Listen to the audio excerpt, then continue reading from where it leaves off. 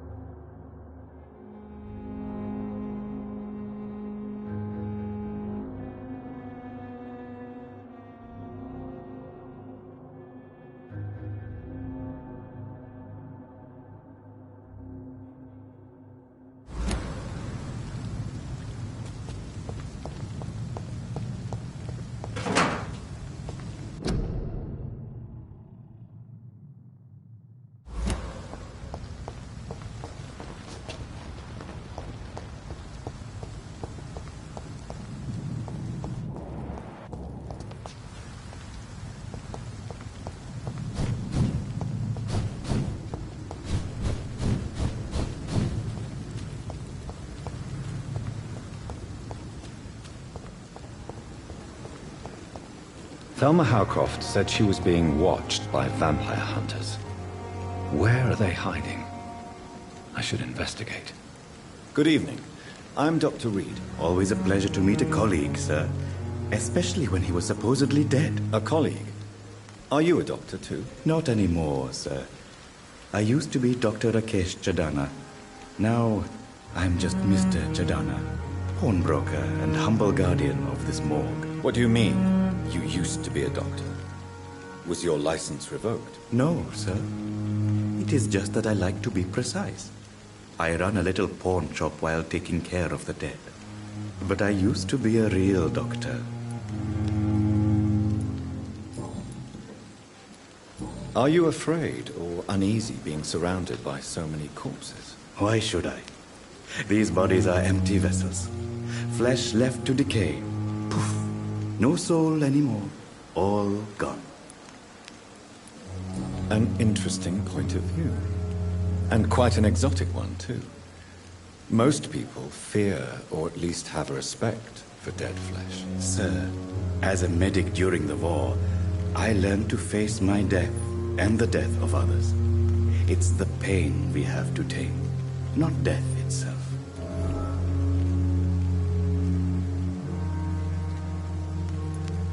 How did you get this job? After I left the army, I worked as an undertaker down by the docks.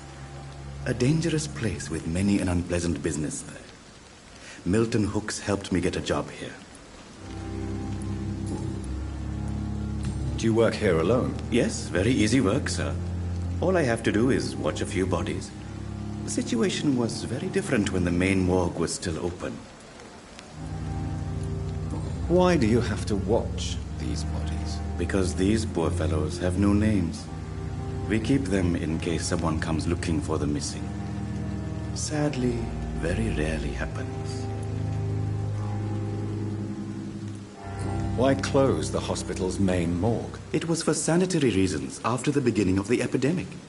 Cadavers had to be moved to the nearest mass grave.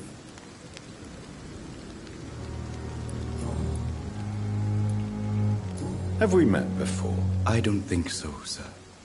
Why? When we first talked, you said you were glad to meet me since I was reported dead. Funny story, sir. Your sister came here a few nights ago. You were missing, and she was looking for your body. She must be very relieved now.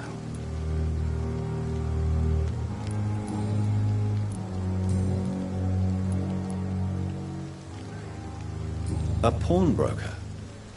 I expect you get all types of people here. Yes, sir. All kind of people. For I sell all kind of goods. Who comes here to trade with you? It's very unhygienic, even unsafe. Diseases can spread. For the customers, for the hospital. I'm very cautious, sir. I've been a doctor, remember? And all my clients are good people. In fact, I think I only know good people. What kind of goods? With the quarantine, it's not always easy to buy things. So I trade, I exchange. Some people sell, some others buy. I like to help. Since you're not afraid of dying, do you believe in life after death, Rakesh? No. I believe we must do all the good we can while alive. For our time is short, and the obstacles are endless. Do you think you would enjoy immortality as a concept? I don't think so. Don't mistake me. I love life, and I'd like to live a long life. But everything has to decay, sir. Even goodwill. Do you really believe goodwill cannot last? As I said, sir, everything decays. If I was to never die, goodness, I would be bored or worse. And I like to be helpful, sir. Quite depressing, wouldn't you say? Yes, but the good news is, we'll all die before losing our humanity, sir. So you're ready to die? No, I am not. I don't fear death, for I won't see it. What troubles me is the pain my death will inflict to those I know. You're a wise man, Mr. Chidana. No, Dr. Reed. I am a foolish man. But I like to think otherwise.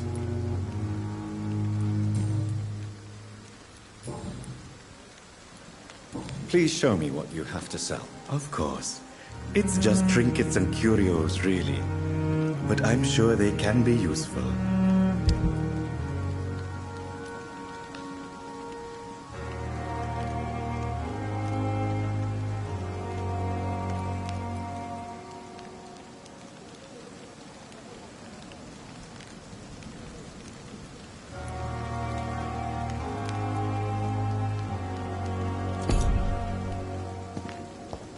I cannot enter.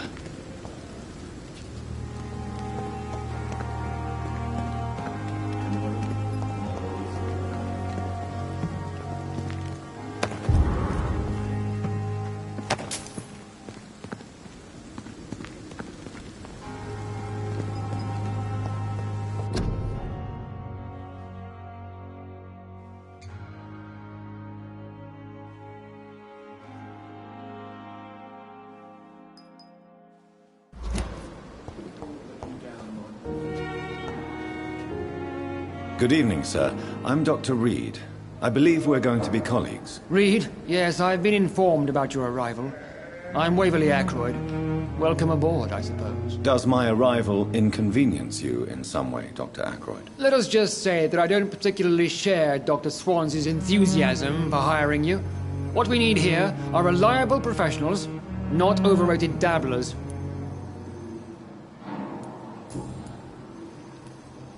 If you have a problem with me, Dr. Ackroyd, please feel free to tell me. Dr. Swansea has imposed your presence on this hospital without asking anyone's advice. The benefit of his position. But I don't agree with it. I know we've never met before, but I believe this hospital could use all the help it can get. You will agree with that, I'm sure. Oh, but I have heard about you, Dr. Reed. Of course, you can't say the same about me, since I have not wasted my time courting the press.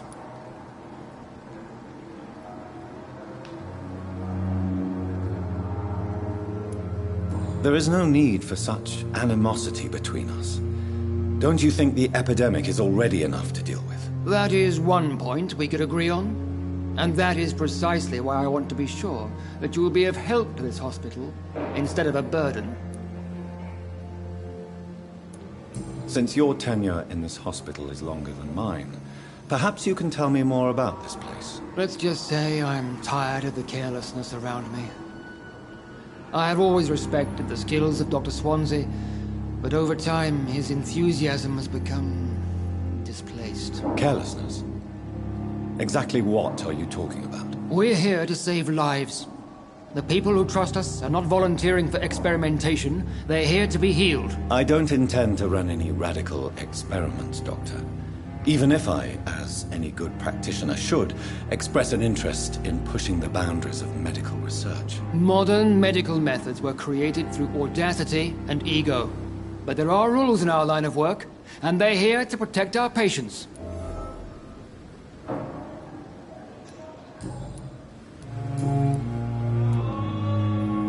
I don't know what you've heard about me, but I have already proved my value as a practitioner. I don't question your skills, Dr. Reed, but your motive.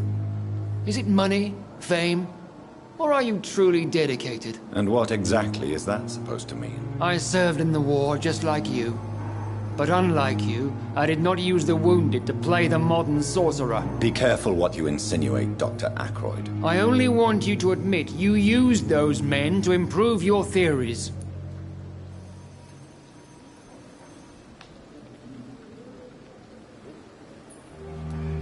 This is ridiculous. My blood transfusion technique saved many lives, and you know it. You see? That is exactly what I hate about people like you. You avoid this kind of accusation instead of facing reality.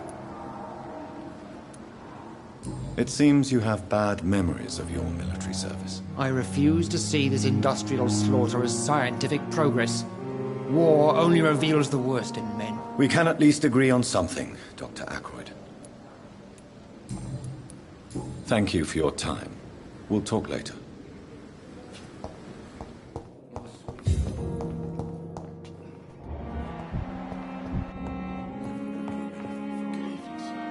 Good evening, Doctor. I believe we're going to be working together. Dr. Reed. Dr. Swansea informed us of your arrival, but I could not dare to believe we'd have such good fortune. Such an honor, sir. Thank you. And you are? I am Thoreau Strickland, Dr. Thoreau Strickland. I'm a great admirer of your work, Dr. Reed.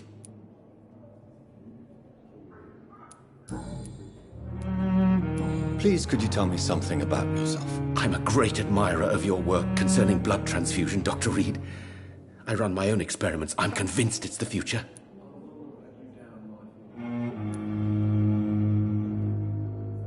What made you choose to be a doctor? I'm not ashamed to admit you and your work have inspired me. I am honored to have the opportunity to work by your side.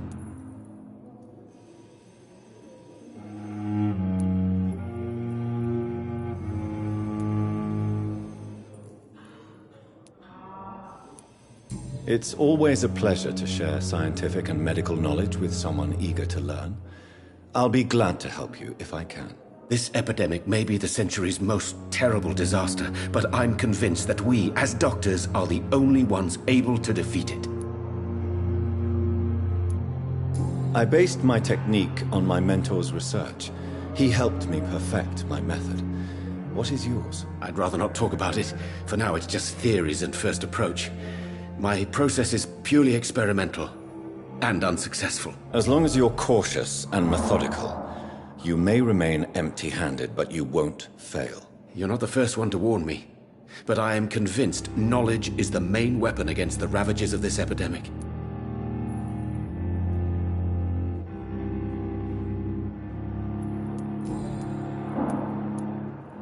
What can you tell me about the Pembroke? Well, it has always been an honor to work with Dr. Swansea. But with your arrival, I can't think of a better opportunity to learn about blood transfusion. You seem quite optimistic. It's a rare and precious attitude in these difficult times. I'm convinced that this epidemic is a test of endurance and dedication for us men of science. Questions remain about our capacity to resolve the situation. True. Last summer, during the first wave of the epidemic, I used to joke with Milton about the extra work. We're not smiling now. Do you need help with anything in particular? Well, yes, maybe. I'm waiting for a batch of products I ordered for my personal research, yet my supplier seems to have vanished. Do you want me to play the errand boy for you? Oh no, Dr. Reed. But if you went personally to his shop, what with your reputation and all, he wouldn't dare to refuse the products I need. I see. Well, give me the address, for I may pass by if I have time.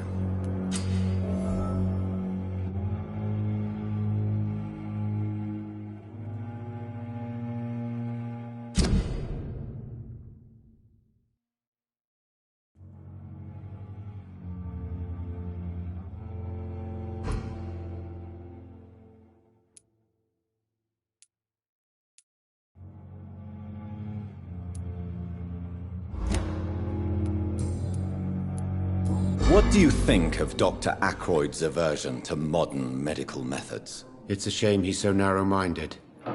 Dr. Swansea taught me that science is about exploring uncharted territory. I'm convinced that's true. With the influenza and all that's going on, you should put your differences aside, don't you think?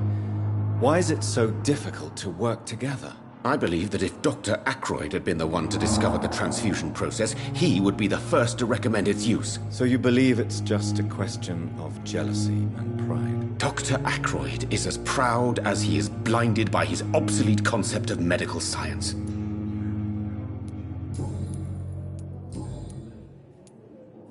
Tell me more about your willingness to experiment with new medical techniques. Harvey Fiddick is a patient suffering from a severe injury that could cripple him if not treated correctly. I'm convinced your blood transfusion technique could help him. What is it you really want? To save him, or to prove your point? Fair question. I want nothing but to save my patient, Dr. Reed. Especially since I know Mr. Fiddick's story. This personal involvement could also appear to be a lack of impartiality. You must know that a good surgeon must remain neutral. I agree. But that does not excuse Dr. Ackroyd's behavior. A man who did not even take time to converse with his patient. Do you think keeping his distance was a mistake? All I know is that I'm taking care of human beings with desires, hopes, and fears. Not some biological machine comprised of blood, bones, and flesh. Tell me Mr. Fiddick's story. Our first diagnosis was compromised because Mr. Fiddick lied to us about the real origin of his injury. He first claimed it was an accident. But why would he hide such crucial information from us? Because he is a proud father, ashamed of putting his children at risk because of his own negligence.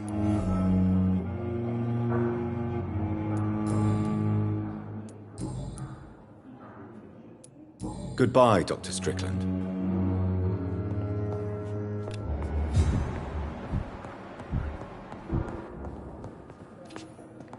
What can I do for you, Doctor? Good evening, sir. Thank you, Nurse Crane. How long must I wait, damn it? Blaming me will not further your agenda, sir. How long's it going to take to fix me properly? A month? A year? You have the right to disapprove of our methods, and you will kindly apologize when you're feeling better. Good evening, Dr. Strickland. And good evening to you, Dr. Reed. Can I be of any help? Goodbye, Dr. Strickland. Sweet girl. It treats me like a... Good evening, sir. I'm Dr. Reed. May I help you? I don't know if a third opinion is needed. Your colleagues are already arguing about my condition. I see. Would you mind telling me more about your situation? I'm Harvey Fiddick. All I want is to get me bloody arm fixed properly. Goodbye for now, Mr. Fiddick. I'll see you later. I will not let you down, my boy. Good evening, Mr. Fiddick. Good evening, Dr. Reed. Any news about my operation? Tell me about yourself, Mr. Fiddick. I'm just a regular guy waiting to get his arm fixed, so I can return to work and to my family. I was more curious about what you were doing before being hospitalized. I'm a carpenter, and a good one too. But that means I need both arms to feed my family, Dr. Reed. Tell me about the doctors who are arguing about your case. Strickland and Aykroyd. They both want the best for me, but there's a lot of pride there. Doctors are no different from carpenters, it seems. What do you mean? I often had professional arguments with rivals on a building site. Difference is I disagreed about wooden nails, not flesh and bones. Are you satisfied with your treatment here? Well, it's clear that I've chosen a bad time to be injured. Forgive my bluntness, but you seem overwhelmed by cases of the flu. I won't lie to you about it. I'm afraid we are. Are you sure you don't want to operate yourself, Dr. Reed? I have the feeling you're very capable, and your colleagues seem to think so too. In other circumstances, you would be right. But for now, I don't think I can take on the responsibility. My apologies. Tell me about your injury, Harvey. Why do you feel so guilty about it? My wife died because of me. And now I may lose everything because I've been careless enough to hurt myself. What an arsehole. How could your job be responsible for your wife's death? I was working a double. She went out to bring me a hot meal and got caught in a German bomb raid. You can't hold yourself responsible for your injury, Mr. Fiddick. Unless you tried to hurt yourself. Of course I didn't hurt myself. But I can't work until my arm is fixed. My children need to eat, Doctor. Tell me more about the death of your wife, Harvey. 1915. I was in the army. Building workshops for the Royal Flying Corps. Helen was happy I wasn't sent to the front. What happened? The Germans sent Zeppelins to bomb the construction site, but they missed their target. My wife was bringing my dinner when the bombs fell. I'm sorry for your loss. So many died during the bombings. I served in France and witnessed the carnage there. I would like to say that she didn't suffer. Truth is, I have no idea. I just know that I'm all that me kids have. Poor little bleeders. How are your children after losing their mother? They were smaller then. The only good thing about this is my Helen didn't bring them with her that night.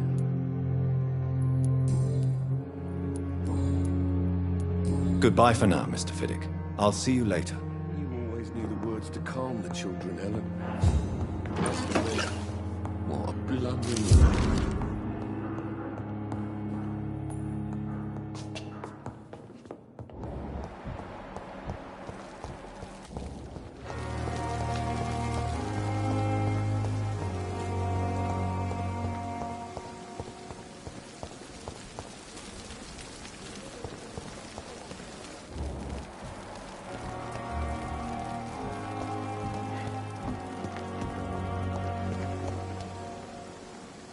Good evening, Milton. Good evening, Doctor. Still trying to save lives? I have some good news, Milton. What? The epidemic's over? I retrieved your wallet with all the money and a certain picture. Well, yeah, Pippa Hawkins is my girl. So what? Is it the difference of skin colour that bothers you? Not at all, Milton. Good. Please, take this money anyway, to remind you to keep your mouth shut. Not everybody is as broad-minded as you, Dr. Reed. What's going on between you and Nurse Hawkins? Pippa's tired. Tired of all this shit. Tired of all those corpses piling up. She's as depressed as I am. During the war, I witnessed a few couples just like you come together in difficult circumstances. It can be very damaging. Maybe you're right. But we support each other. And that's all that matters. You do realize you could both get fired. Hospital staff are not meant to have intimate relationships with one another. Come on, Dr. Reed. Do you know how many rules are broken in this hospital every day just to keep it running? There's nothing wrong with what we're doing.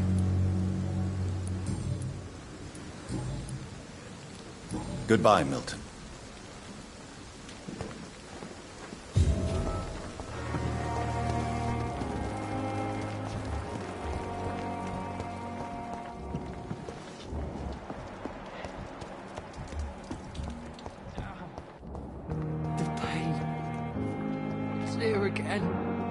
Good evening, nurse. Good evening, Doctor. I don't think we've been introduced yet. My name is Pippa Hawkins. And I'm Dr. Jonathan Reed. Dr. Swansea has recently offered me a position in this hospital. Well, it's a euphemism that your help will be appreciated, Doctor. How would you describe the situation at the Pembroke Hospital? It's serious. The flu is wreaking havoc amongst the staff and patients. We are running out of everything. You must get a hold of yourself, nurse. Sorry, I'm exhausted. No one has any idea when this epidemic will be over. Nurse Hawkins, the Spanish flu won't last forever. Even the Black Plague didn't kill everyone. I wish I could believe you. But what if this epidemic was worse? What if in the end, nobody was spared? How long have you been a nurse? Well, long enough to see that the epidemic is winning. And no matter how qualified you are, don't tell me you'll change that.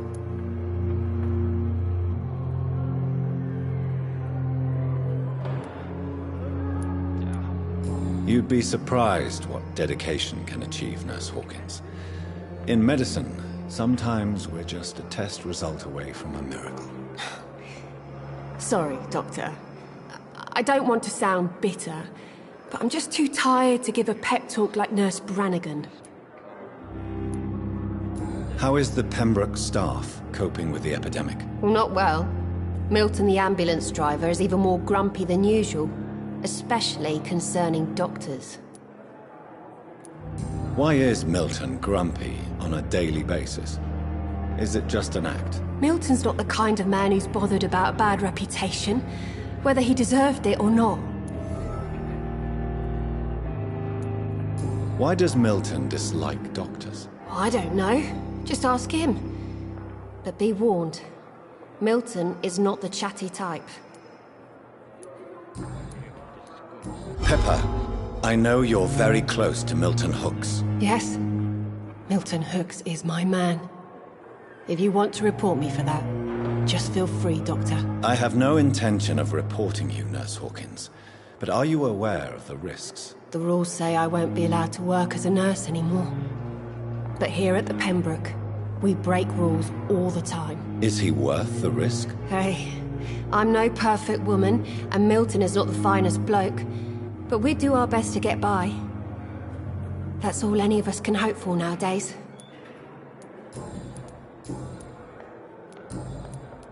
Goodbye, Nurse Hawkins.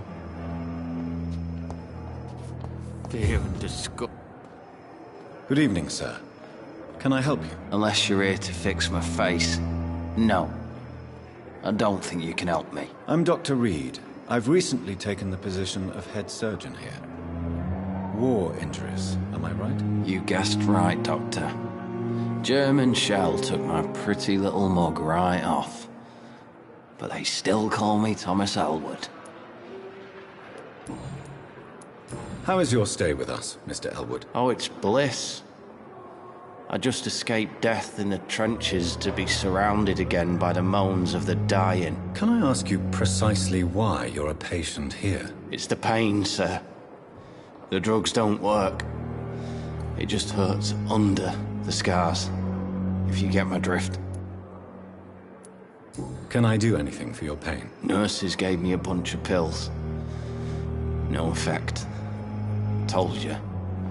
It's like the flames are under my skin, burning away. Who is treating you?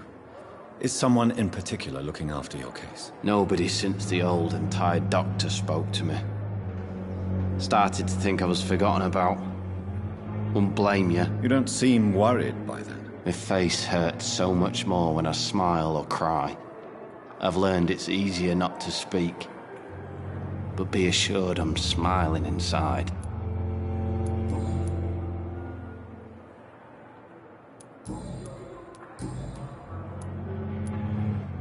Where were you stationed, sir? Did you serve for long? I really don't want to talk about all this shit. No offense. I was pushing too much. I served in France myself. I just wanted to know what happened to you. You were an officer, weren't you? Then I doubt we fought the same war, sir. No offense. How close are you to Miss Horcroft? Are you aware that she thinks she is a vampire? To wait for her next nibble is the best reason to stay here. Every time she approaches my bed, she treats me like something tasty. A normal person. Aren't you afraid? She may hurt you if the game goes too far. She's quite harmless, I can assure you. Her head's broken inside is all. While I'm busted on the outside. But she's still beautiful. Living proof that there's hope for me. So do you let her bite you? You know that's not sanitary. And why not? She's only supping a few drops of my blood. And the pain, it's real for once. She could decide to bite less willing patients. Then it's another good reason for me to stay here, Doctor. You do realize she's mentally disturbed. It's called the Cotard syndrome. She truly believes she's a vampire. In her madness, she never refers to my scars. And frankly, if I could, I'd join her world. It seems much more fun than the real one. Goodbye for now, Mr. Elwood. Fear and disgust on every street corner. A daily routine. Good evening, Mr. Hampton. How do you feel? Dr. Reed, is it? Oh, sir, I must apologize for my behavior. What do you mean? I was not myself in the factory. Fear and exhaustion made me say awful things to you, I'm afraid. You remained perfectly nice and polite. A little delirious, perhaps. But who wouldn't be after enduring an abduction? Thank you, Doctor. That's a relief. Now all I need to do is rest and return to my flock. How did you end up in William Bishop's den? I had received alarming news about his recent behavior. I went to his place and he refused to let me go. Why did he abduct you? William was an alcoholic. His addiction suddenly changed to blood. I don't know why. Just like a patient I met here. This Miss Horcroft. You dared to enter this awful place alone. You're a hero, Mr. Hampton. Or a fool. I'm just a man trying to help his friends, Dr. Reed. William Bishop was a conflicted soul, searching for light. Do you know Tom Watts, the bartender from the Turtle? I met him before I found you in the canning factory. Tom? Yes, of course. Always the helping hand, good old Tom. Without men like him, corruption and despair would have wiped out the East End long ago. People are still in despair. How could it be otherwise? The authorities have left us all to rot in this contagious nightmare. No drugs, no advice, nothing. It's a damn shame. Who should I avoid in this part of town, then? Any particularly evil figures? Not really. Most men and women are just doing their best. And it's not my habit to speak ill of people I know, Doctor. What is the general situation in the East End docks? The situation has always been tough, with a lot of tensions between the gangs and the dockers' trade union. The Wet Boot Boys are very nervous since they lost their leader. Who leads the gang now? Since Clay Cox went missing, it's his wife Edwina who runs the show, with the assistance of her minion, Dooth Digby. Has the gang been threatening you? Ah, no. I've had this nickname for so long, you know, the sad saint of the East End. No one dares to bug a saint, not even criminals.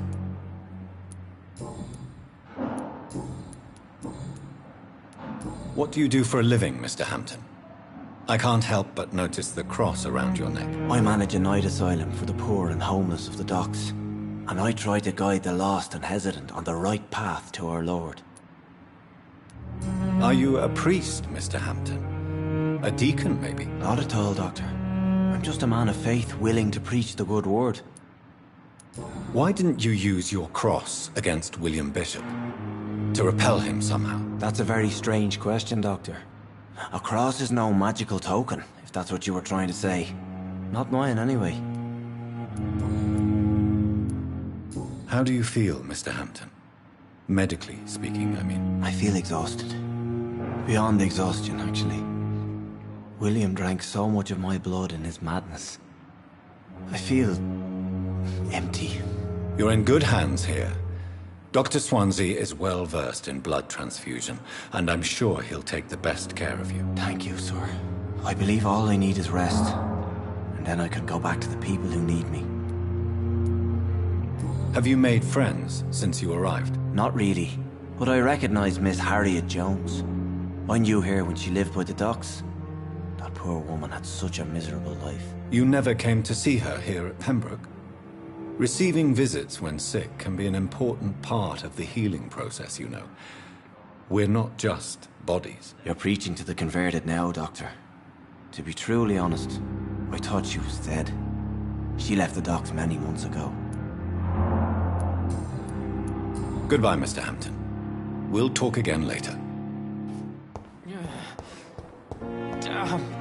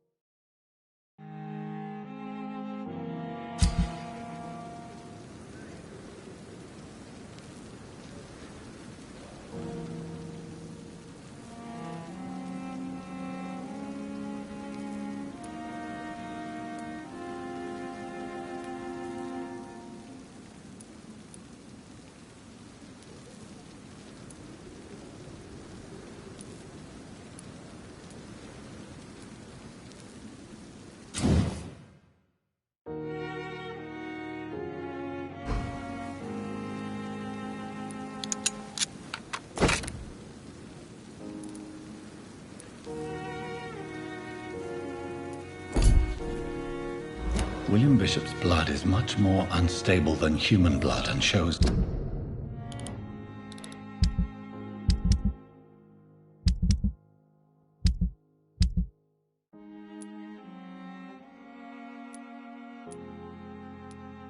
extensive mutation. But this is not what happened to me. I must keep on searching. The sun is about to rise. I can feel it. I'll continue tomorrow night. I have to...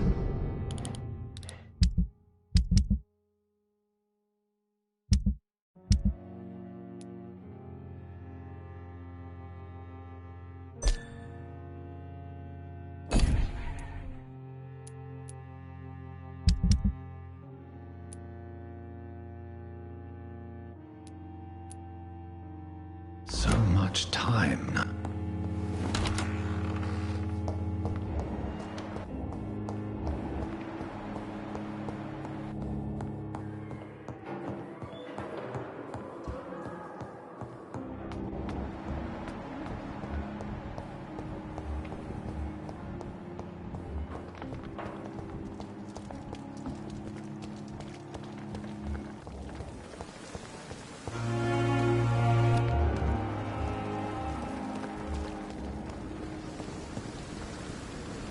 Good evening, Milton. Good evening, Doctor. Still trying to save lives?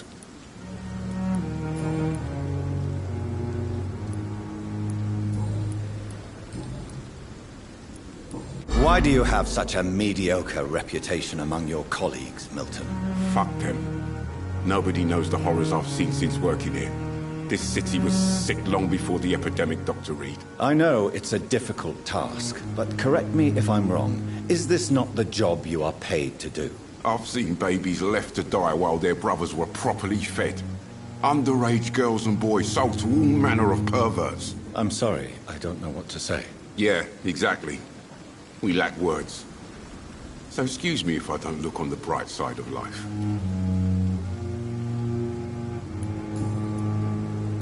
Goodbye, Milton.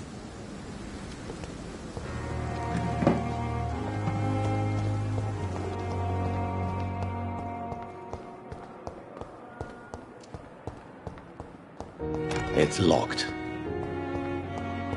Fear and disgust on every street corner. A daily routine.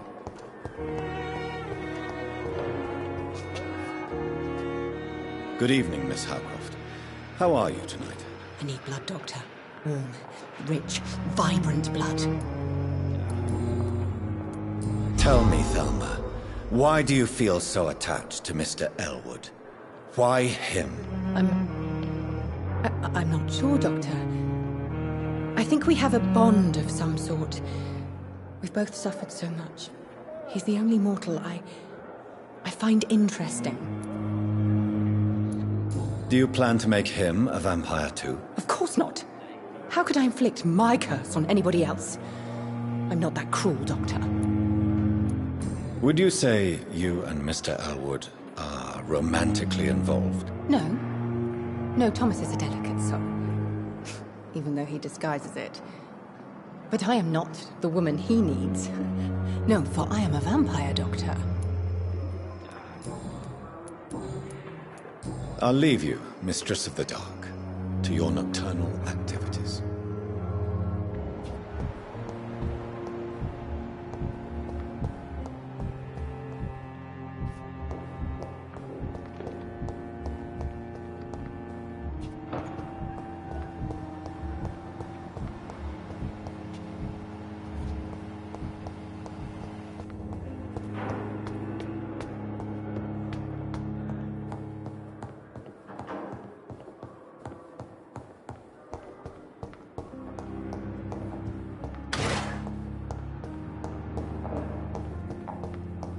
It's locked, all right.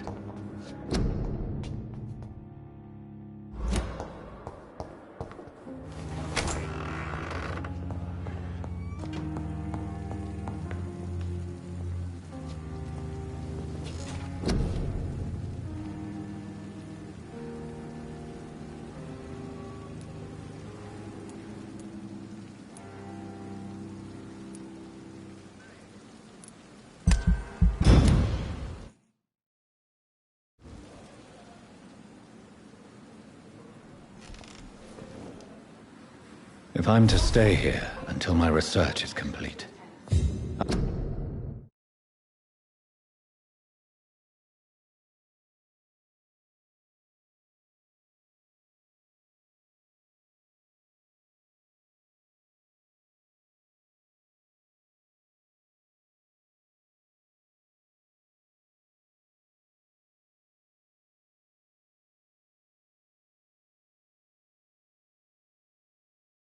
I'd better learn to hide my true nature from the mortals. But what about my thirst for blood?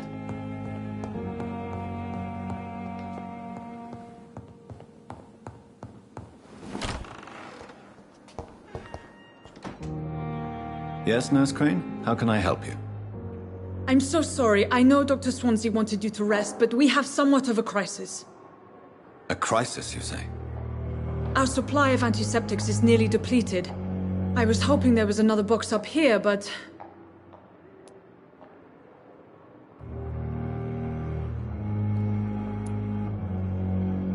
Sorry. There's nothing here. Some of the patients won't last the night without them. Honestly, sir, I'm beside myself. I may have a solution, In France, during the war, drugs shortage was a daily problem, and we had to use our wits to overcome the shortages. However do you mean? If combined correctly, certain household chemical products can be used in a pinch instead. Now, where's the hospital storeroom? The storeroom? Fat chance. This is the Pembroke, and space is luxury we don't have.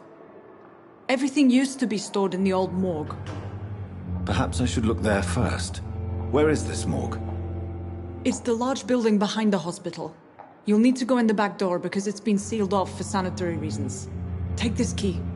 It opens a small back entrance at the end of a narrow street. The abandoned morgue behind the hospital. A small door at the end of a narrow street. On my way then. Thank you, nurse.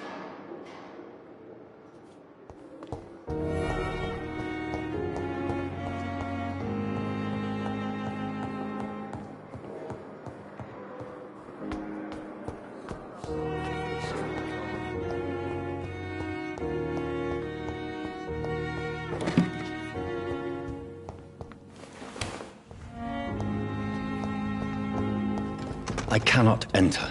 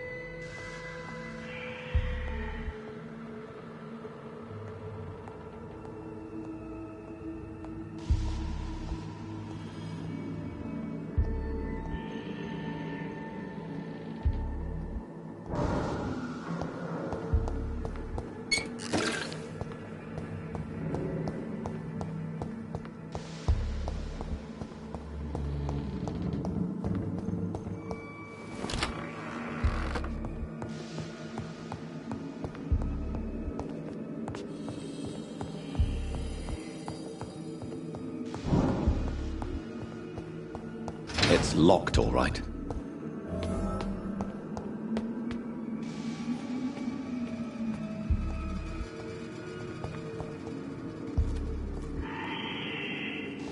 Balls of Mars. Fortifiers.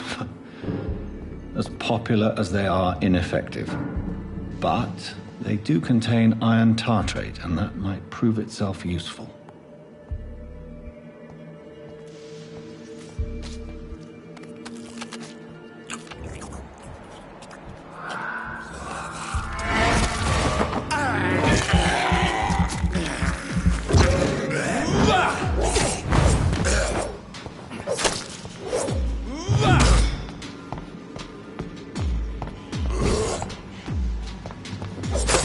Behavior is similar to the infected William Bishop. Must be the same strain. This sickness moves faster than influenza.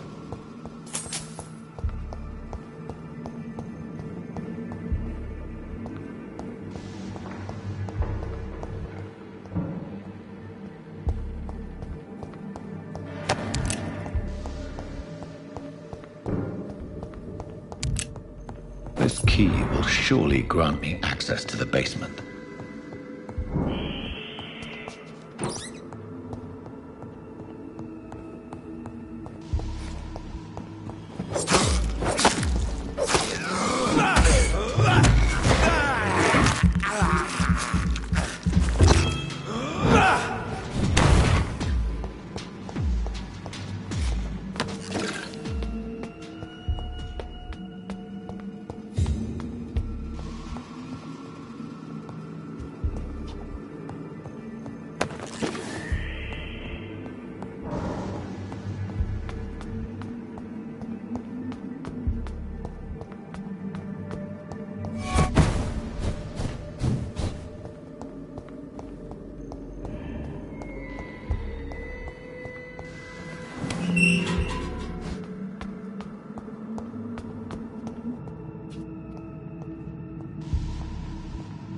These skulls feed from corpses and the husks of animals. And not afterwards.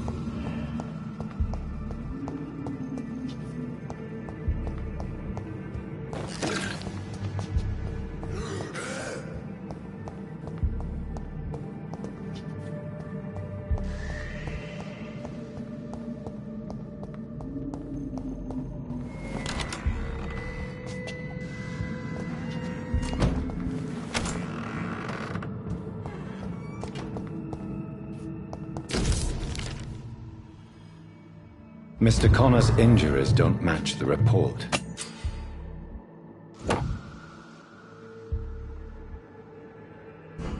I'd better look into this.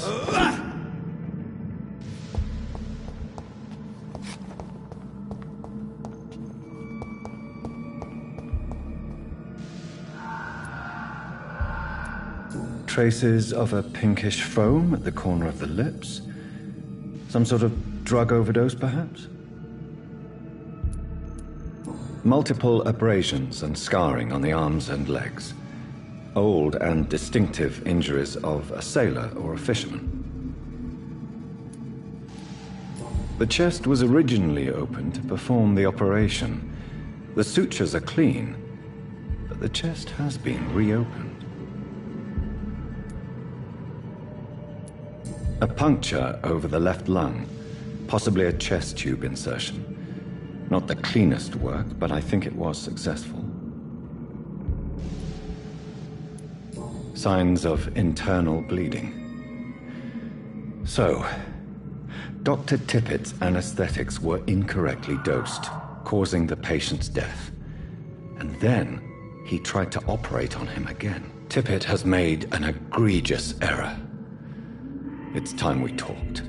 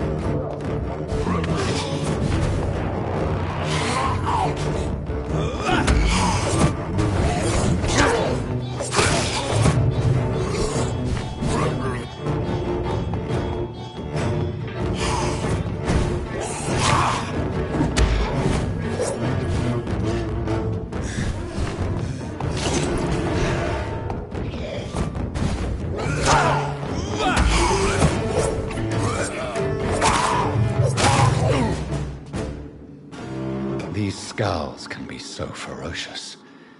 I'm not sure I can defeat them without becoming stronger.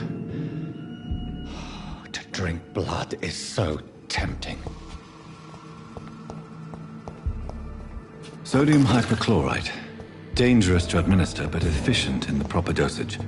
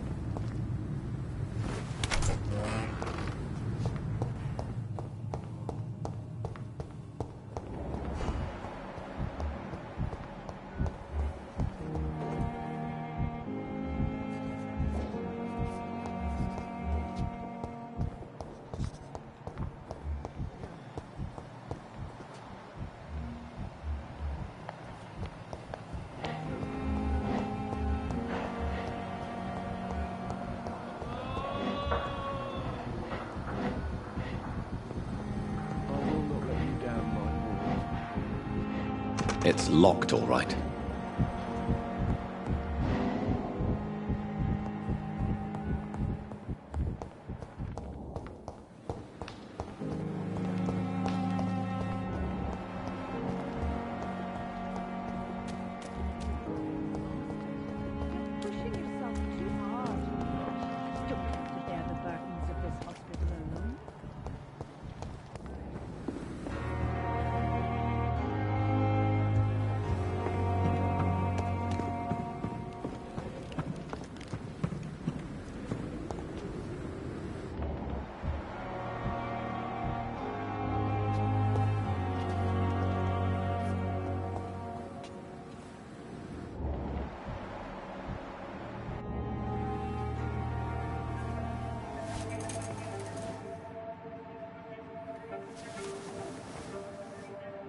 How can I be sure I'll not find your unconscious body in the house again? I promise you, you'll not find my unconscious body. For God's sake, how can you say such a thing? How can you refuse to listen? I tried to warn you for so long. No, I won't let my only son die. You promised me you'll stay alive. Your son lied to you, like the whole world lies to us.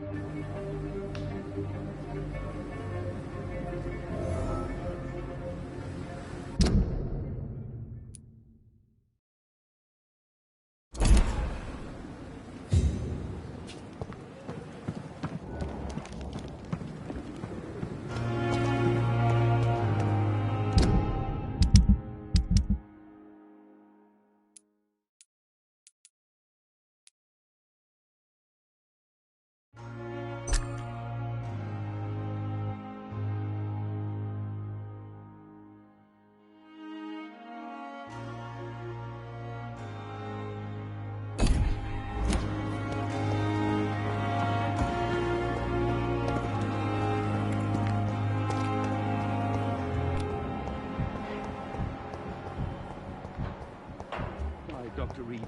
I know that Pembroke will prevail and survive this.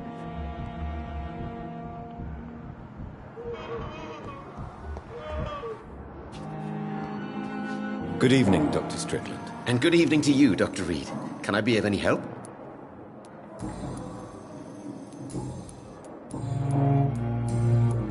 Goodbye, Dr. Strickland.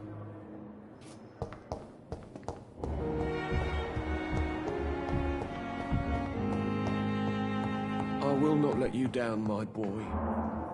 I'm quite busy right now, Dr. Reed.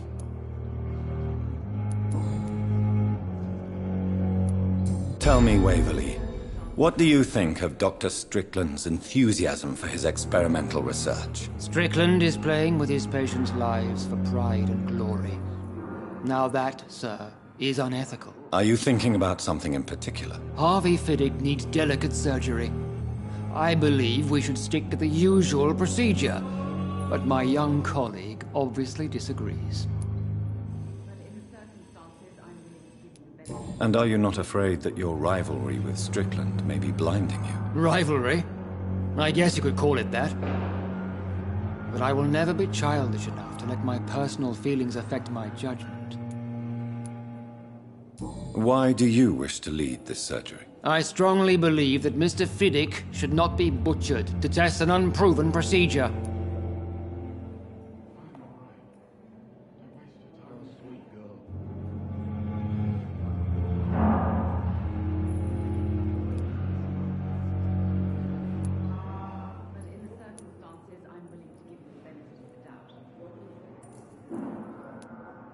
Other people may say that's too conservative a point of view. Conservative? And what are you going to say to Mr. Fiddick if he loses his arm because of the operation? Because that's what's going to happen if the surgery is a failure.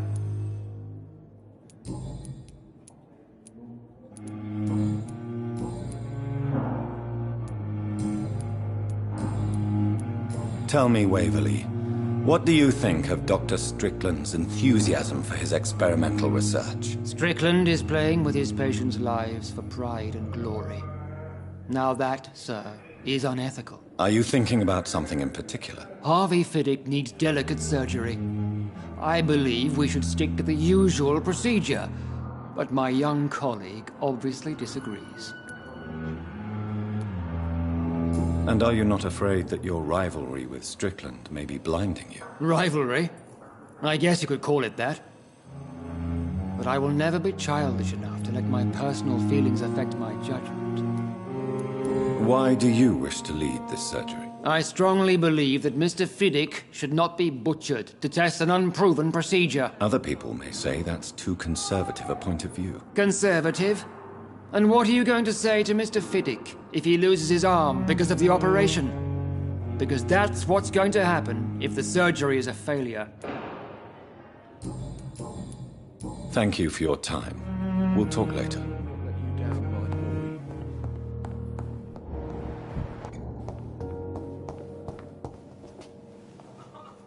Good evening, Dr. Strickland. And good evening to you, Dr. Reed. Can I be of any help?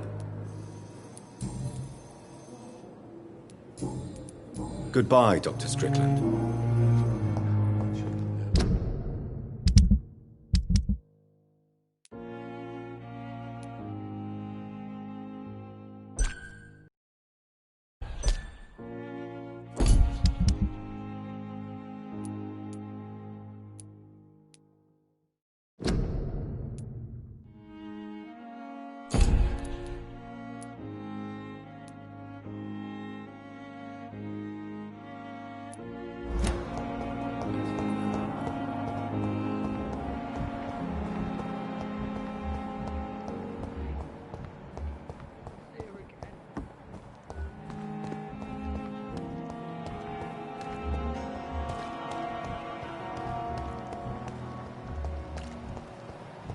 Another night with the glorious ones.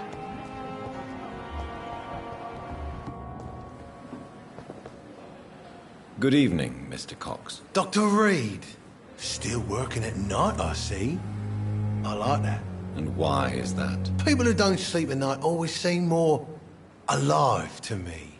More interesting, one way or another. Do you ever think about that poor fellow I saw you push in the water? The wound he gave me will make sure I don't forget him. Still fucking hurts. Boss had cut me good. That man was determined to murder you. You almost died. What a surprise. The first time I met him, he nearly shit himself. Fucking coward. I guess revenge gives you balls. What did he want? Revenge? I recently had to kill his brother. Poor arsehole thought it would be easy to return the favour.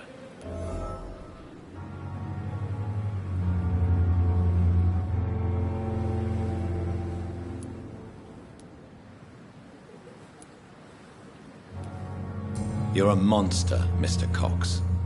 An ungrateful and disgusting man. I'm the toughest bastard you'll ever meet, Dr. Reed. And I don't give a fuck what you think of me. How is your hospitalization going, Mr. Cox? This is a shitty place with shitty staff. But as long as I'm treated all right, I'll be fine. What's wrong with the Pembroke staff? That bastard you sent to bring me here, Milton, I thought he was going to break all my bones before I reached my bed. I see. Any other smart comments? The nurses aren't too ugly. Especially that foxy one, Nurse Crane. Pretty brunette, tough attitude, all like that. What's wrong with the hospital? Come on, Dr. Reed. The place is a dump. Smelly, sad, and dirty. But you're alive thanks to the efforts and dedication of the staff here, aren't you? What are you expecting, a medal? I thought that saving lives was just part of the job. Must be an unsatisfactory profession at this time, I'm sure.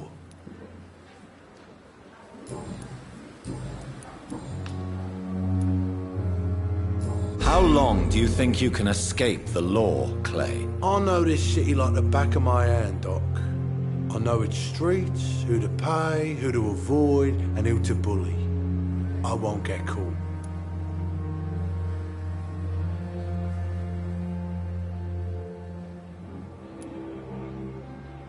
We can't escape the consequences of our actions. The past catches up with us in the end. I ain't afraid of death. I don't hide who I am. I live my life honestly, which is more than I could say for most folks. And who are you, then? I'm the leader of the Wet Boot Boys. One day, I'll leave this shitty place and punch in the face all who thought I would not come back.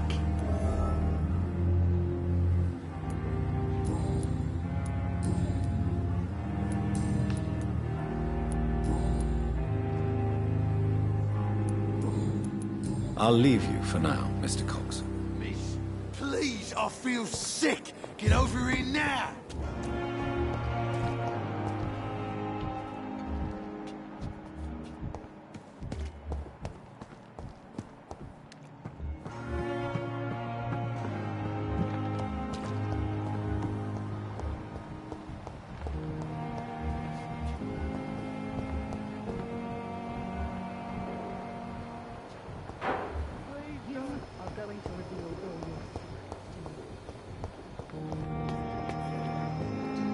Good evening, Dr. Tibbets.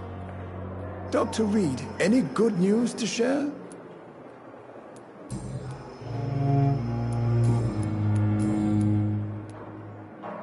Corcoran, I want you to tell me about Mr. Connor.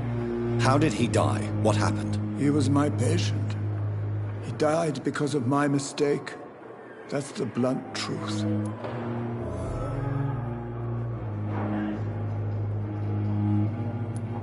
What was the nature of the mistake? It was a twofold error. My diagnosis was wrong, and the administered dosage was too strong. Why not stop practicing? Are you mad?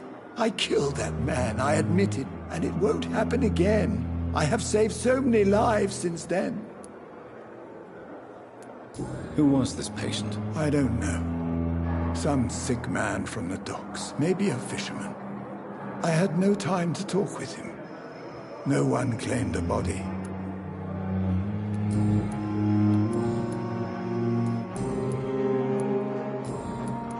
Goodbye, Dr. Tippett.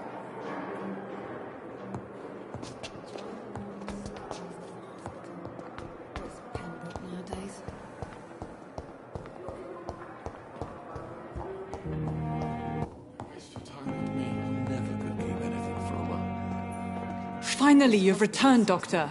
Did you find anything of value? Yes, nurse. You've worked your first miracle, Doctor. Now, this patient here needs immediate treatment. Duty calls. When the storm has passed, I'll show you how to mix the remedy yourself with the same basic ingredients. Many thanks, Doctor.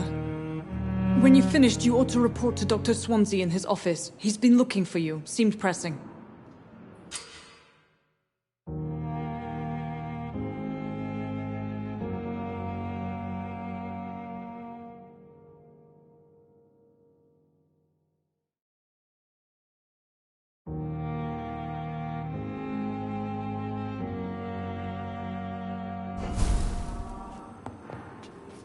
This hospital seems to be falling apart. Good evening, madam. Can I help you? It's my son who needs you, sir. I'm Dr. Jonathan Reed. How can I help your son? I'm Beatrice Goswick, mother of Mortimer Goswick. Could you check on him, please, Dr. Reed? I've heard much of your talents as a physician. What can you tell me about yourself, Mrs. Goswick? Not much to say. Just take care of my Mortimer and I'll cover all the expenses. That's all that matters. Are you really that rich? Most of the patients here are of a more humble origin, if I may say so. Yes. Thanks to my husband. May he rest in peace. I can cover any needed medical expenses. May I ask if you have an occupation, Mrs. Goswick? I'm a teacher by profession. I teach young women who are more ambitious about their futures than their families. What do you think of your reception here? Any complaints? I have had the uttermost reservations about this hospital since we arrived. But we had no other choice, considering the state of emergency. Is there something in particular that's bothering you? Some of the stuff...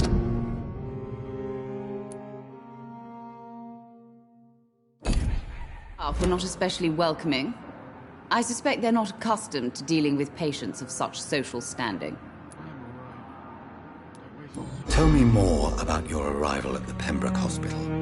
What gave you such a bad first impression? The ambulance driver was quite rude, for a start. And that nurse, Miss Hawkins, seems to have quite a dubious attitude. What do you mean? She managed to secure a bed for my son despite the epidemic. It was a relief, but it wasn't cheap. She charged you for a bed? Yes, and I paid without question, considering the urgency of the situation. I share your concern, Mrs. Goswick. Be sure that I'll talk to the people involved. I don't expect compensation, Dr. Reed. But I'm aware such behavior would not be tolerated in other hospitals.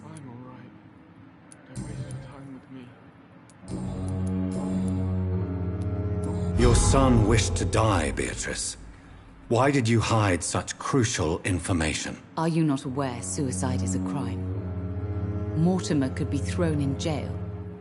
I can't let that happen. I won't. I understand you fear the legal consequences, Mrs. Goswick. But don't... You realize your silence significantly affects your son's case. All my son needs is help and comprehension. Not judgment and punishment for what he may or may not have done.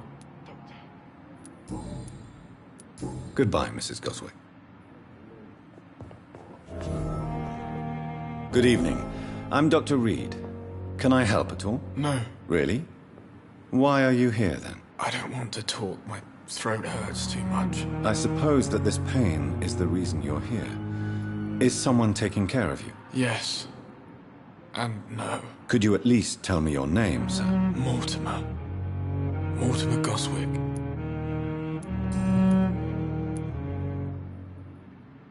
How painful is your throat, Mr. Goswick? So painful I'd rather not talk at all, Doctor.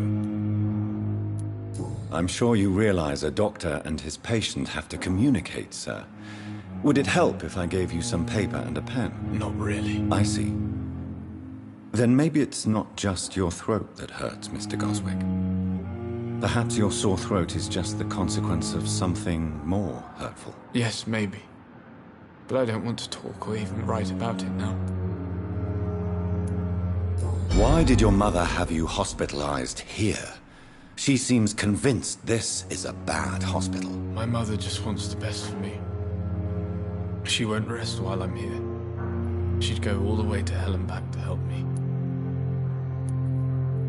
Pembroke Hospital may look unorthodox, but rest assured you're in good hands here. It's not me you have to convince, Dr. Reed.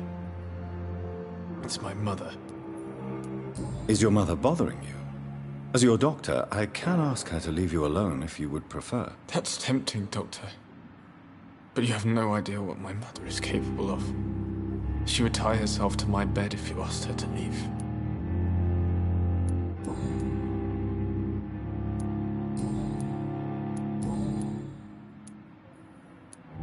Tell me about yourself, Mr. Goswick. I don't want to talk, Doctor. Admit it, Mortimer. Your mother had you hospitalized here because you tried to kill yourself. Yes, it's true. All right, then. This is the first time we've really shared information about your case. Shall we call this progress? Call it what you want, Dr. Reed.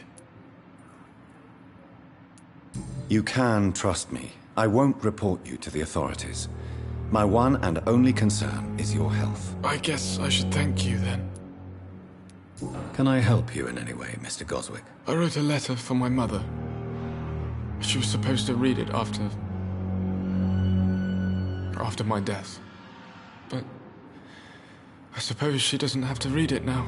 I see. And is this letter still near the place where you tried to take your own life? Yes. And I don't want anyone reading my last words. I mean, I'm still here. If you bring me back that letter, then perhaps we'll talk.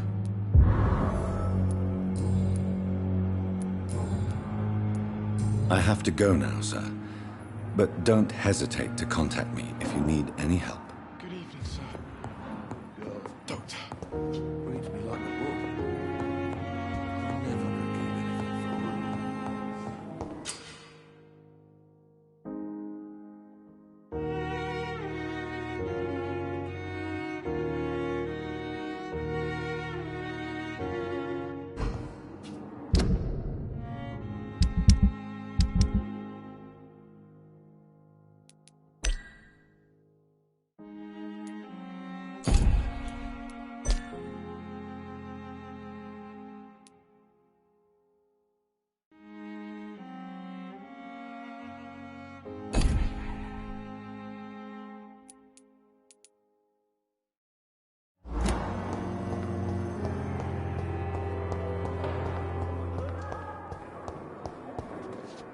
Fear and disgust. Good evening, Nurse Hawkins. Good evening, Dr. Reed.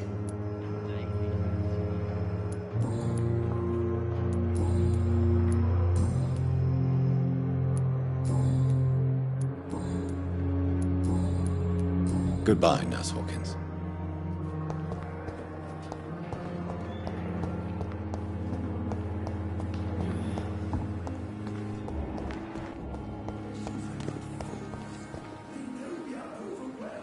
Good evening, Milton. Good evening, Doctor. Still trying to save lives?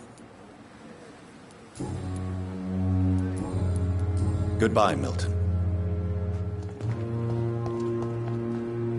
Good evening, Nurse Brannigan. Good evening, Doctor.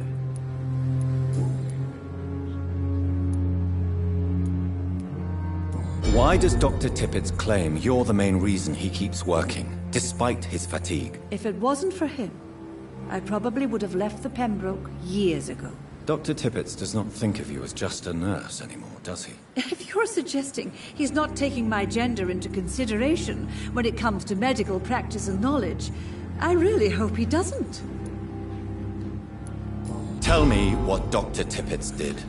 I know his mistake caused a patient's death. If I had not covered up his error, Dr. Tippett would have been fired from this hospital. I could not let that happen. You can't allow your emotions to dictate your conduct concerning patients, Nurse Brannigan. Look around you, Dr. Reed. Do Do you really think we can afford to lose a brilliant practitioner like Dr. Tippett in our situation?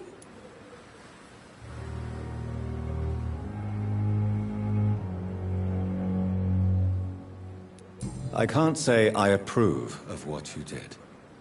But as a field surgeon, I know that some situations require you to bend the rules. I'm not proud of what I've done, but to contain the epidemic must be our priority, so we can't afford to lose Dr. Tippett.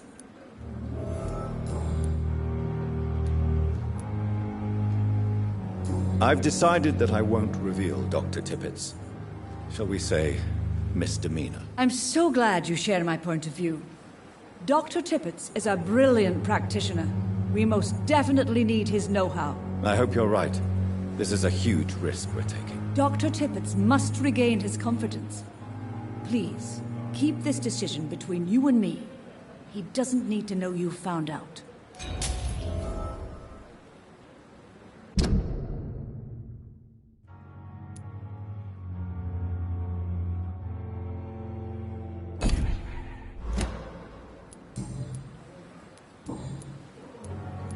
Goodbye, nurse.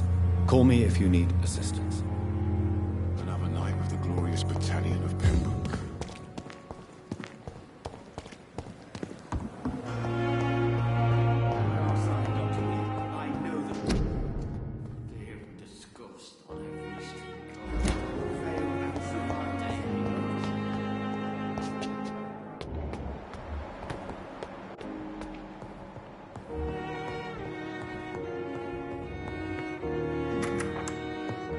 Please, Jonathan, come in. Fascinating, is it not? In the last decade, so many mysteries have been brought to light with our microscopes. The human body, biology's penultimate frontier. The more we explore its boundaries, the less we're able to trace a clear line between life and death. You, my friend, have a foot in both countries. The view must be vertiginous. It's at least as vertiginous as chatting about vampires with you, I would say. This must be all so new to you. This area of town, the hospital, a brand new life. How stimulating it must be. I wish I could share your enthusiasm, Dr. Swansea, but my condition defies scientific categorization. Undead? Unalive? Immortality defies logic. I cannot express my thrill at this serendipitous turn of events. The world's most eminent specialist in blood transfusions, a vampire. One might say a gift from heaven.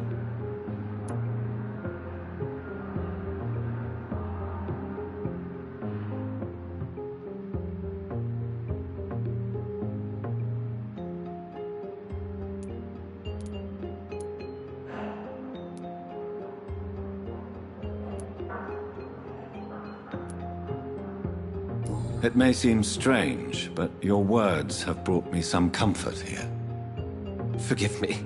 I've been an admirer of your work for a long time, and now you are so much more than a brilliant physician. And please, call me Edgar.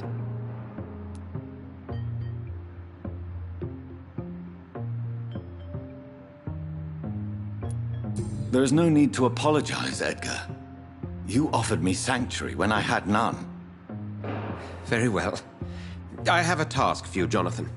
Something that will require all your newfound skills.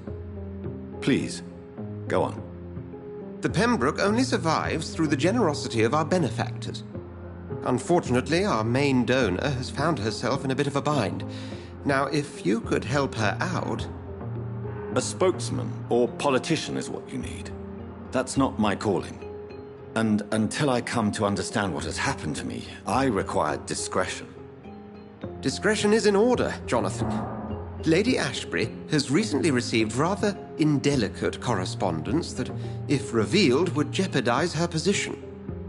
And you would like me to eradicate this threat? By the stole, of course not. I would just like you to pay her a visit. Her ladyship is certainly near the tents outside, tending the sick. You can't miss her. Look for someone impossibly delicate. Accepted. I'll see what kind of trouble Lady Ashbury is in.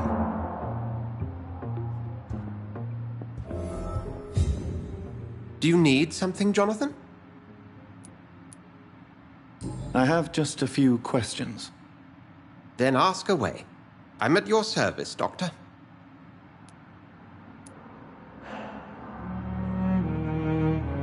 You mentioned something about a secret society.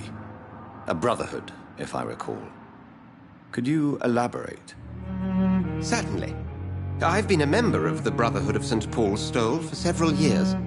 We are pledged to monitor and report vampire activity in England as impartial scientific observers.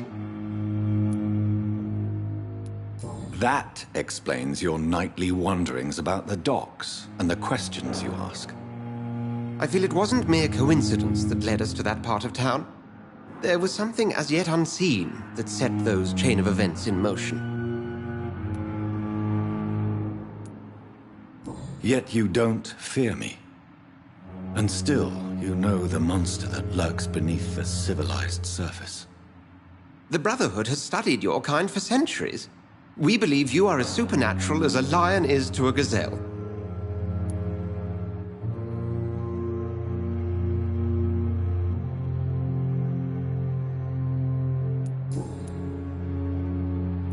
Since I'm the one working for you, what should I know about Pembroke Hospital? Well, for many years, we have been the only medical facility in this part of town that people can rely on. We support the community here, as well as provide health care.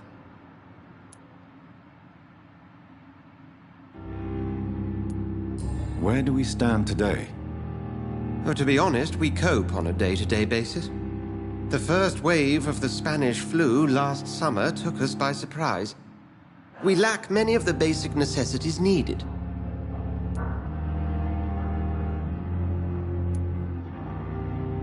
What do you expect of me? What we need is hope. You were a soldier. This is a war. This white coat's still a uniform. We fight to help the poor, the sick of the East End, the forgotten.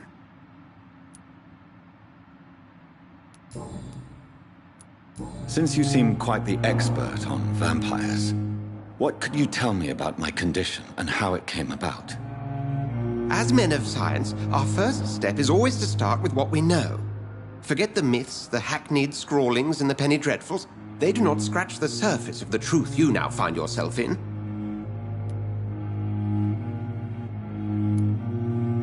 The sun. The morning following my transformation.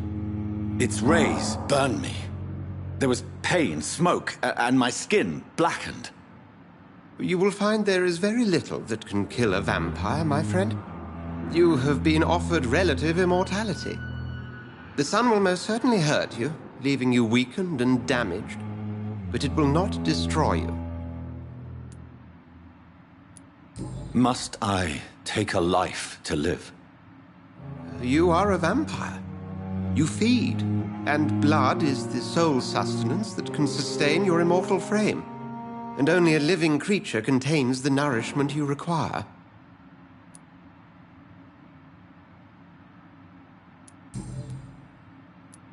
The man we pursued and slew in the canning factory, William Bishop, I believe, was he a vampire? He was a Skald, technically speaking. The debate rages as to their classification. Some think them a subspecies of vampire, others something else. How do Skalds come into existence? The name means slave. The etymology may indicate that they are a lesser species of vampire. From what I know, vampires tend to despise them.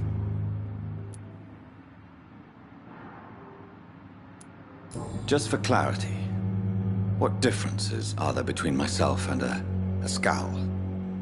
A Skald is easier to eliminate, Jonathan, even if they remain formidable foes for the unprepared. Vampires...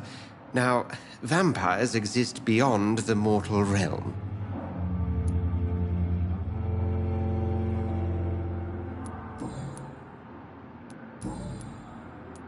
We'll see each other again soon, Edgar.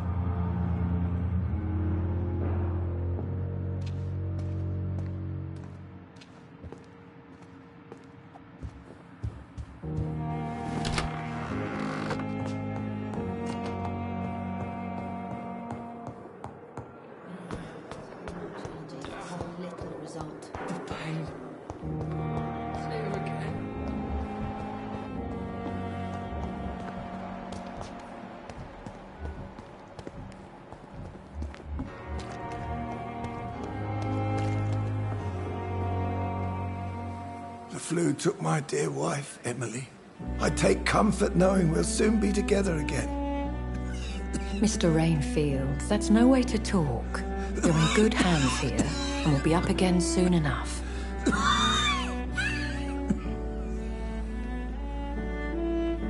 Now do me a kindness and get some sleep. I'll be back round later. Your words are kind, the blessings of an angel. You're the sweet, sweet Lady of Mercy.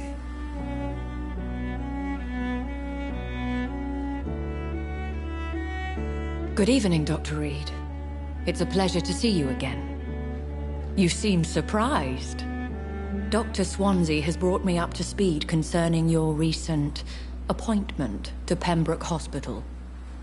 You're a the lady who saved me that night, before vanishing into thin air. I remember you from the pub with Dr. Swansea. Indeed. Allow me to introduce myself formally this time. My name is Lady Ashbury. I remember you well, in spite of the brevity of our encounter.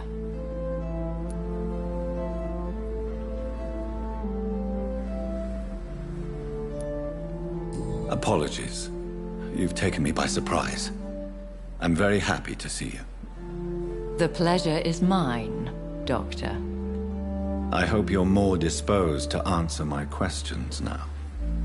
You must have countless questions, but our rather urgent matter first.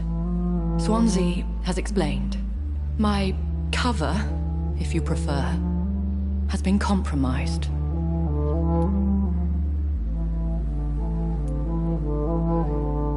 Have any of the patients given you trouble? These poor souls have so little left to live for. I do my best to ease their pain.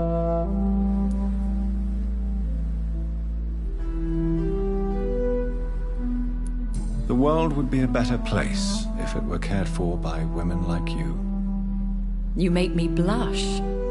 I am simply a necessary evil. Pardon my boldness, your ladyship, but I have questions concerning this condition we share. As a newborn, your hunger for answers is rivaled only by your thirst for blood. But the questions need wait. I'm a scientist. My trade is in the deciphering of mysteries, and I need information to feed my mind. I will gladly answer every question you have, but first, prove yourself capable of resolving my predicament without eating the culprit. Dr. Swansea has commissioned me to be your agent in this matter. You could start by explaining what's amiss. These past insufferable weeks, I've been the victim of extortion. I've made a first payment, but the blackmailer grows greedy. I must refuse his most recent demands. What are your expectations? Please be precise. As the newly appointed surgeon of this hospital, you are in an excellent position to ask innocent questions and deftly learn the identity of my blackmailer.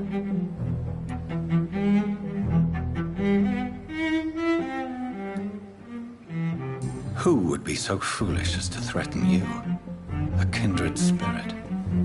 Even if it were the case, and I highly doubt it, a vampire would have asked for something more valuable than money. My suspicions lean toward a patient or their family. If we're dealing with an ordinary criminal, surely you've the means to deal with it yourself, if I may.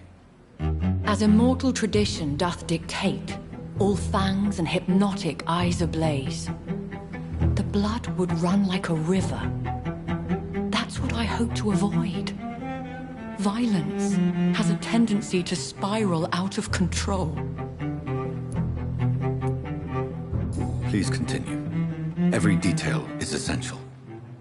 I'm your man. My embarrassment in this matter is eclipsed only by my shame at having put the hospital at risk. The threat from our anonymous scoundrel is clear. A list of dates. My visits coinciding with the dates of suspicious patient deaths due to massive blood loss.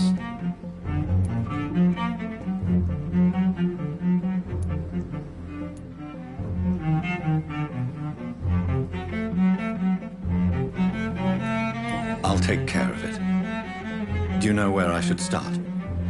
If that was the case, I'd settle the matter myself. You could talk to our local gossip, Harriet Jones. Not a pin drops here without her hearing about it. I'll meet that woman now.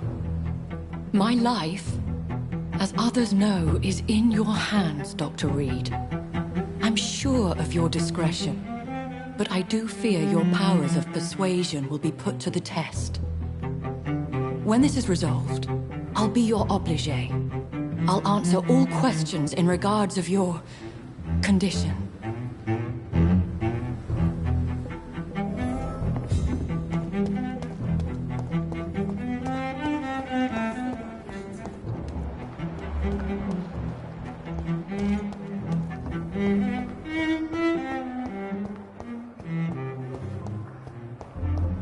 Simpletons, these nurses. Bred with no respect. What is this? Who are you? Get out of my room. There's no need for alarm, madam. I'm Dr. Reed, the new surgeon. Preposterous. Dr. Reed, you say? I don't want some bumbling intern. Where's Dr. Swansea?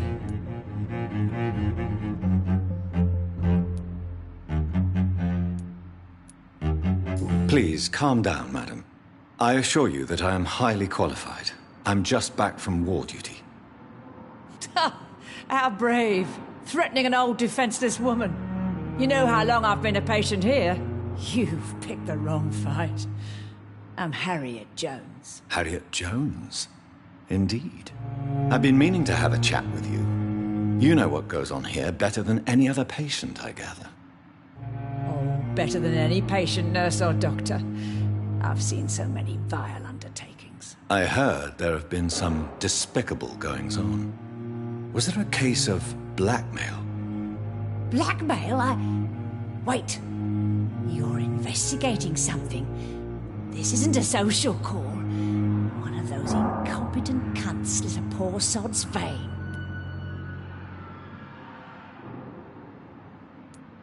If I didn't know better, Miss Jones, I'd be inclined to say you enjoy this type of idle gossip. God's honest truth, Doctor. It's just the way it is here. Most of these bitches would let you freeze to death before getting you a blanket. You seem to know more about the goings-on here than anyone else. Beware, Miss Jones, in case suspicion should fall on you. That's it. Blame the old and infirm. I see those little bitches' greedy little eyes. Just waiting for me to pop off, they are. I assure you, madam, this is not an investigation into a possible medical error. Debauchery, then? Nurses Crane, Hawkins, Brannigans, whores, all of them. They can't keep their legs shut. I've seen them scratching slutty sores. Really?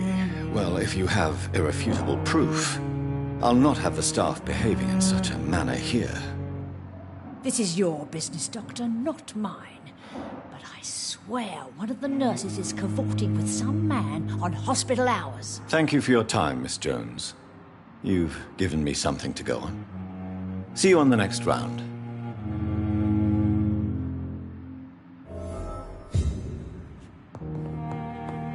The patients and staff might know something. I'll start my investigation with them.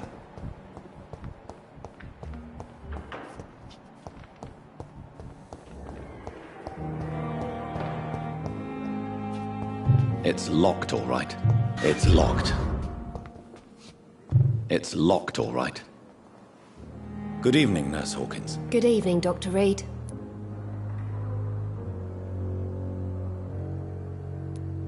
What can you tell me about the strange man visiting one of the nurses during her shift? Let me guess.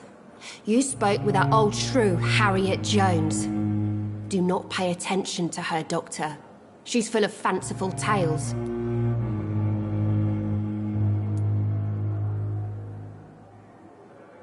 No matter how you feel about her, Miss Jones deserves our help. Who says I don't care for her? Hate is what keeps that old crone alive. She could have been telling the truth about the mysterious man. That old witch will end up in hell soon enough. Who cares if a nurse finds some happiness where she can?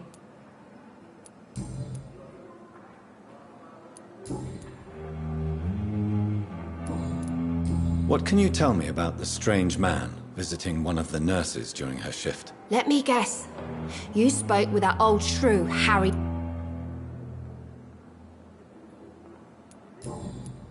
Goodbye, Nurse Hawkins.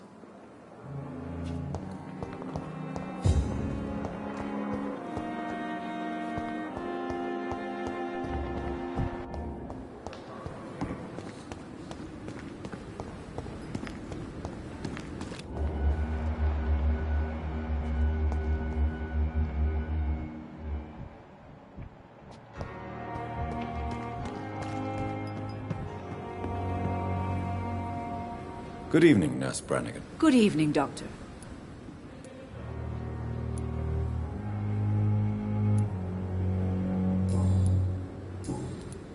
Do you know if any of the hospital staff have criminal backgrounds? The people who work here all come from very different backgrounds, Doctor. Just like the patients.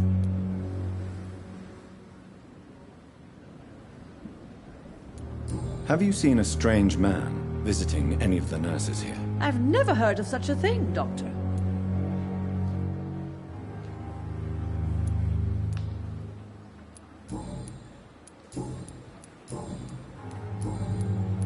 Goodbye, nurse. Call me if you need assistance.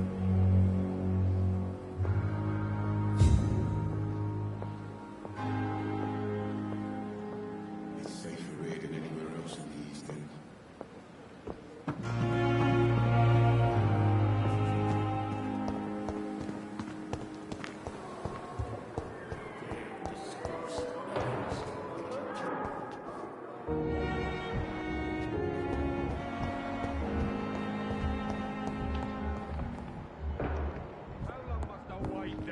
Blaming me will not further your agenda, sir. How long is it going to take to fix me properly? A month?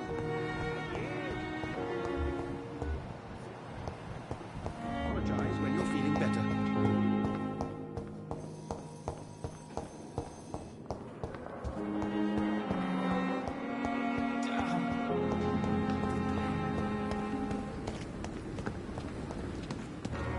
Another night with the glorious battalion of Pembroke.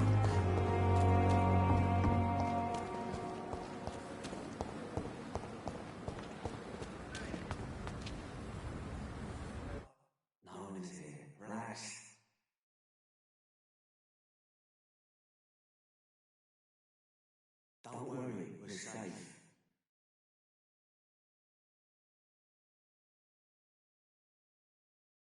Please, sir. I need help bad. What's going on? I'm Blight, sir. Newton Blight. I've lost my mate. Can't find him anywhere. I'm Dr. Jonathan Reed from the Pembroke Hospital.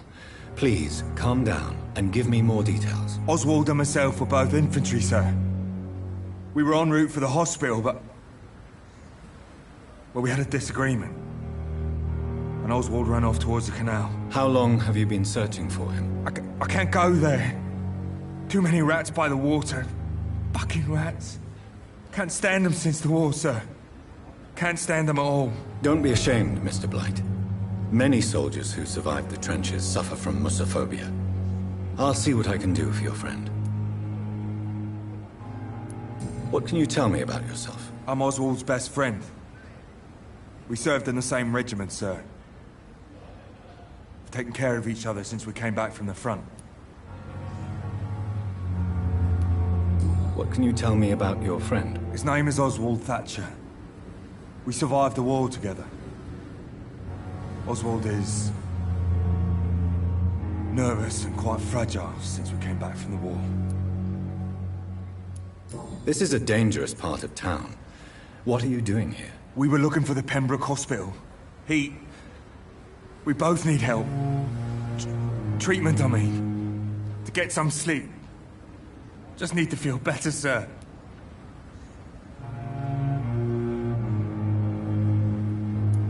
Where was your friend the last time you saw him? He went down by the canal. He didn't want to go to the hospital. I think he went to the sewers on purpose. So I couldn't go after him. I have all the information I need for now. If I find anything out about your friend, I'll let you know as soon as I can. Thank you, Dr. Reed.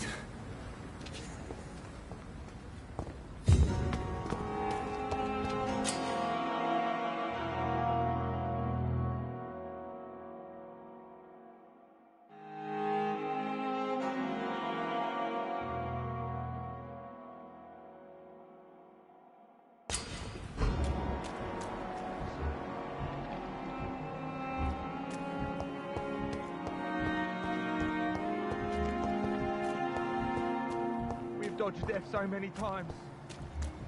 Oswald, you can't just go like this. Don't worry, we're safe. You're sure you don't come back with me?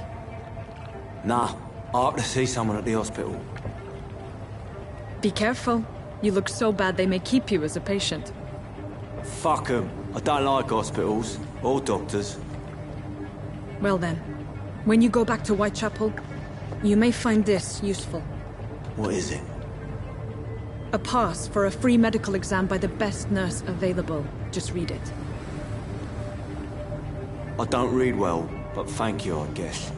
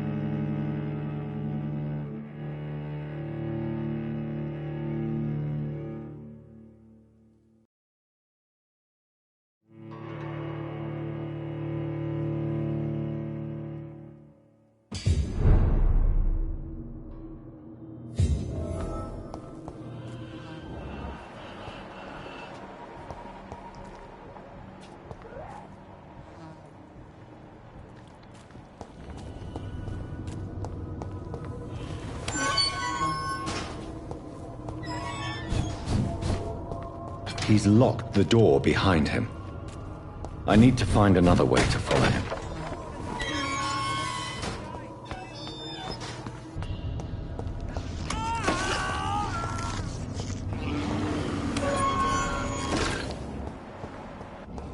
This man has been savagely attacked and dragged to the floor.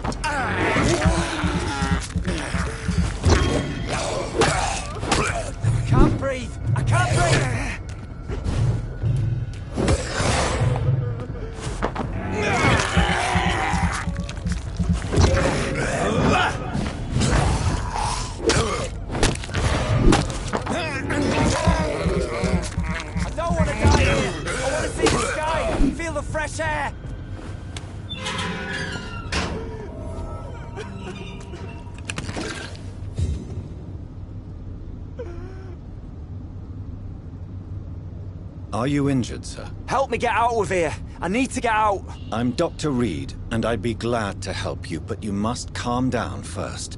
Please, take a deep breath and tell me your name. Okay. I'm Oswald Thatcher. Please, I need to get out. Mr. Thatcher, your friend Newton sent me to help you. Do you remember him? Yes, I do. Good. Now leave this place and enjoy the cool night air. It's quite invigorating. I'm sure you'll feel better if you do.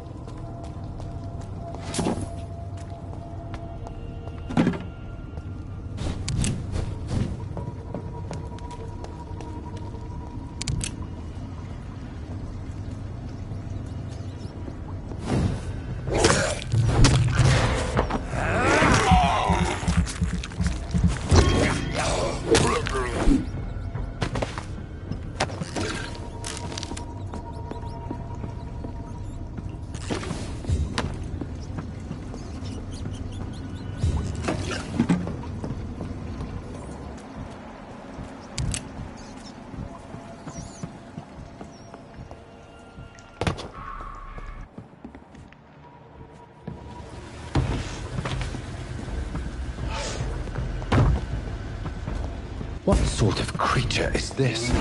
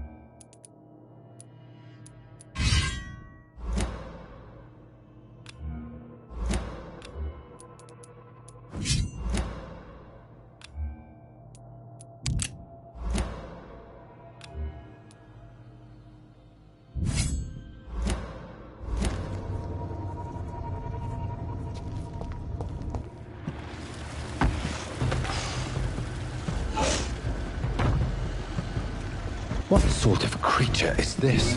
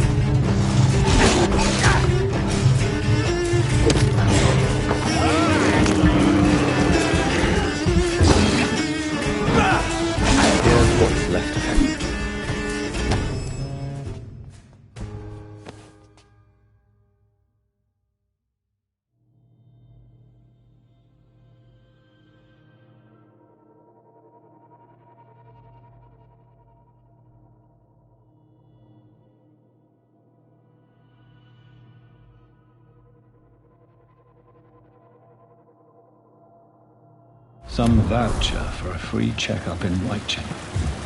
What is Nurse Crane up to? I really must find her.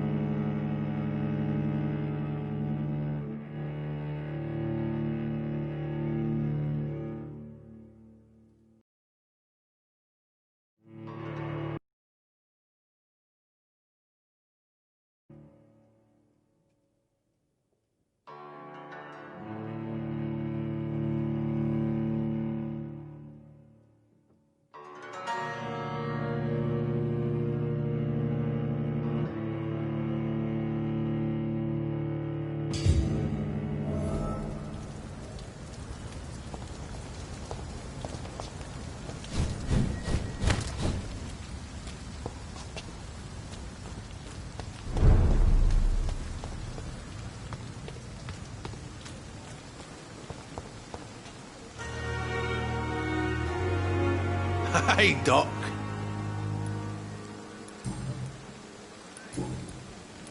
I'll leave you for now, Mr. Cox.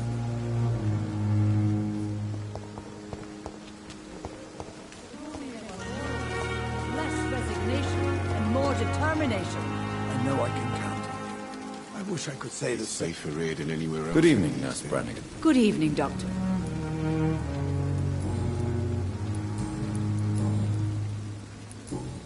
Goodbye, nurse. Call me if you need assistance.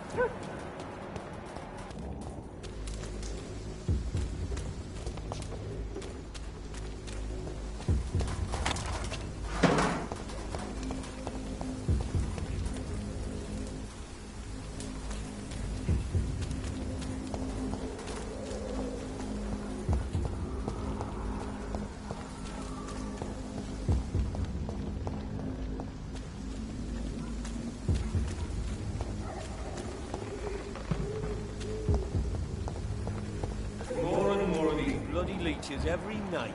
Aye. But the guards recruit more and more every year. When did you join the guard? 2 days ago. This is my first patrol.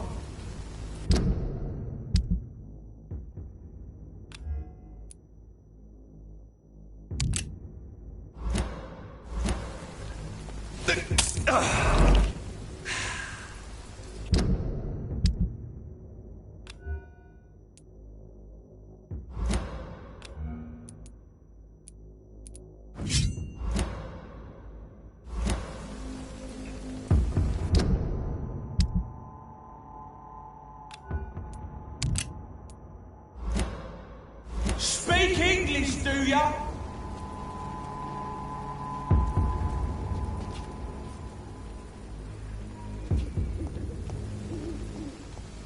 We're locked out.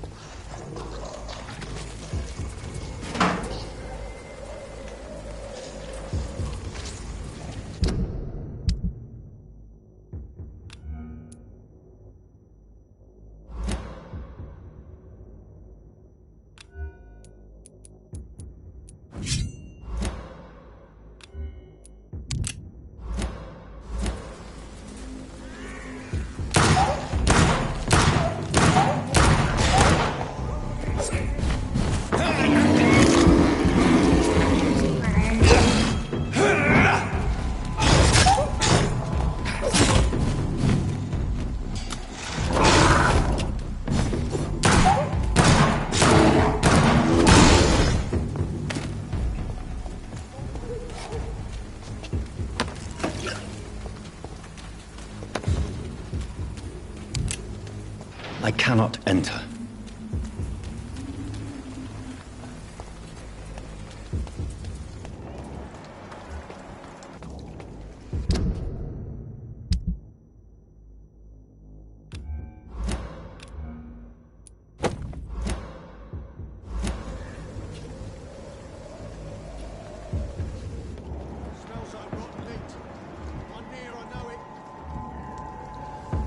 best. It's a leech! Kill it!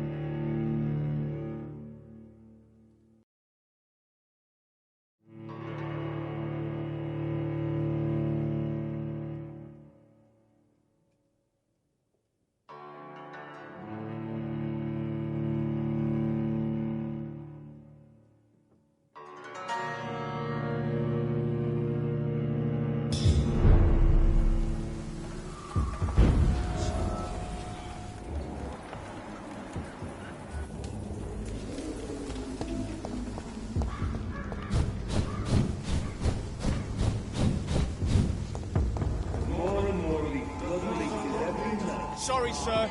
No admittance. Hey! Don't... Come no closer!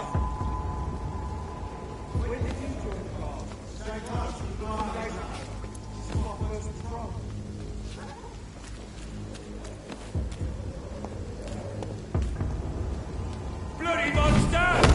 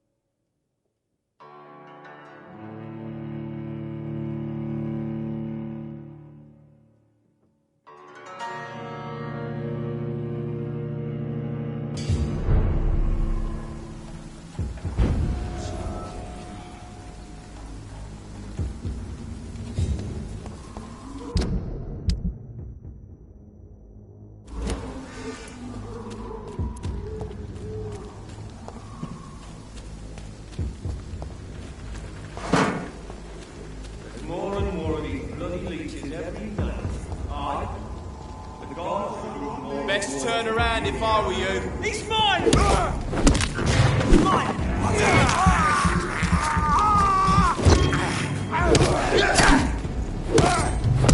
We have to stop it!